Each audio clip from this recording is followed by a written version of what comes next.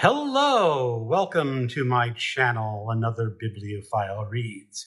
My name is Greg, and today I have a special guest in the house, Alan from Big Hard Books and Classics. Hello. Hey, and we are going to do a tag. This is an original tag from Alan.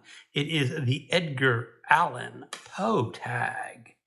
And it has 4 or 5 questions, not sure. We have an MC for these questions. That is the lady of the house will be speaking these questions. The MC. The MC. Okay. And her name is? Well, we're not going to reveal the name on the camera. Oh my goodness, okay. Unless she wants her name to be revealed. You've already said so much about me. Most of it's good. Okay, first question. What is your favorite Edgar Allan Poe story and why? The Cask of the Amontillado. I'm not sure I'm getting the wine correctly.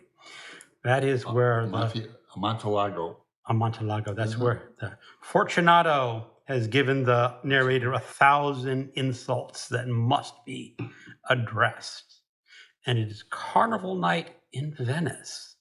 And Fortunato is dressed as a jester. Of course, you all know the story of him dragging him down into the vault to taste this fancy wine that he's going to love. And I just love it because it's just this great little revenge story. And at the very end of the story, there's this great little touch that Poe does is Fortunato no longer speaking, but he raises it and you just hear his fool's or his jester's bell on his hat ting-a-linging as he knows his fate. I'm just recalling the end of the story in my mind. I haven't read it in decades. But that is my favorite Poe story. Mine might be the one we listened to on the train today, Murder in Rue Morgue. Murder in the Rue Morgue. And although I've read that several times, the ending, I didn't remember it specifically. It's hard not to give out spoilers. It's hard to imagine someone's not read the Murders in the Rue Morgue yet by this time, but okay. There's some books that, like last October, I thought I had read Dr. Jekyll and Mr. Hyde, and I happen to have a copy of it, and I read it, and I go, I've never read this. I thought I did. It's like reading, everyone thinks that they've read Dracula, but if you haven't read Bram Stoker's Dracula, you really haven't read Dracula. That's true. Now, what is about the Murders of the Rue Morgue that you find so fascinating? Kind of how he's like a profiler, the detective. Mm-hmm. And before there were profilers. Poe invented the detective story in this. And there is so much Sherlock Holmes in this story. But of course, it predates Sherlock Holmes because... Right, and I'm pretty ignorant about Sherlock Holmes. Because Arthur Conan Doyle read the story and he says, okay, this guy could be my Sherlock Holmes, and just put him in. Yeah, Doyle really praised Poe too. He did. And it's all the rational deduction saying, well, if this is true, if the window is locked from the inside, how did the murderer get in? Yeah, and the door is locked too. Mm-hmm. So yeah, misleads you. I was thinking, so who killed the old lady? And was it a murder suicide? Right. That's what I mean. In my mind, I'm going, you trying to figure it out along with him. And still, it's impressive because this really was the first detective story ever written. And he created a whole genre. It's pretty horrific, though, too. It's horrific, but I forgot how horrific it is. And I don't think it's factually accurate, but who cares? Oh, no, it's heightened. Yes, very indeed. much. Very style or very imaginative. Okay. Okay, what is your favorite Edgar Allan Poe poem and why? I think I like Annabel Lee. We were lovers by the sea when we were, when we were children, and she dies the tragic young death of a beautiful woman, which is Poe's his poetic ideal. Right, of a romantic. The best romantic thing is a young woman dying. What, something like that? Yeah. Basically, the death of a young woman is the perfect Poe subject. And what was really creepy today, or not today, yesterday, when we went to the Poe Museum, is that it started with his mother. Because his mother died young and beautiful, and I guess he thought she was the romantic perfection. Okay, Yeah, his mother was really promiscuous, and even while she was pregnant with him, she was also mentally ill, but she was a great actress.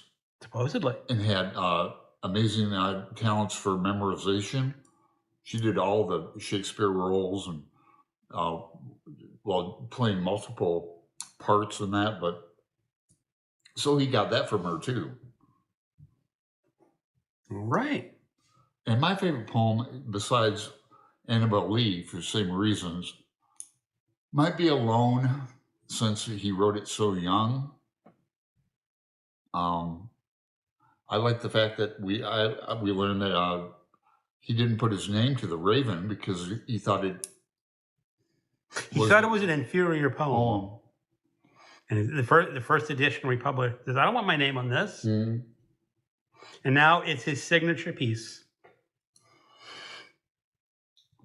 So I can't really pick one. Maybe Alone. Okay. Well, this is an obvious one. Do you have a Poe t-shirt? Who wrote these? Who wrote these questions and why? I'll go for I have a Raven t-shirt, and it's just the first stanza of the Raven. It's a cool one.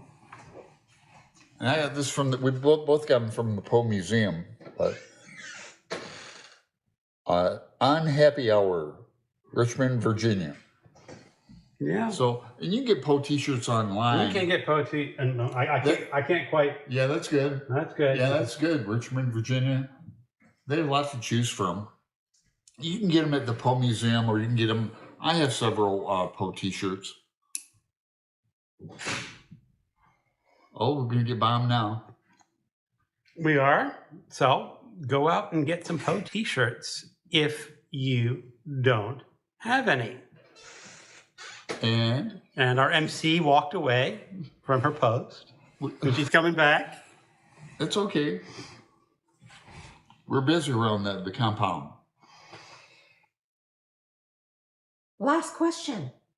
How many Edgar Allan Poe books do you currently have on your shelves?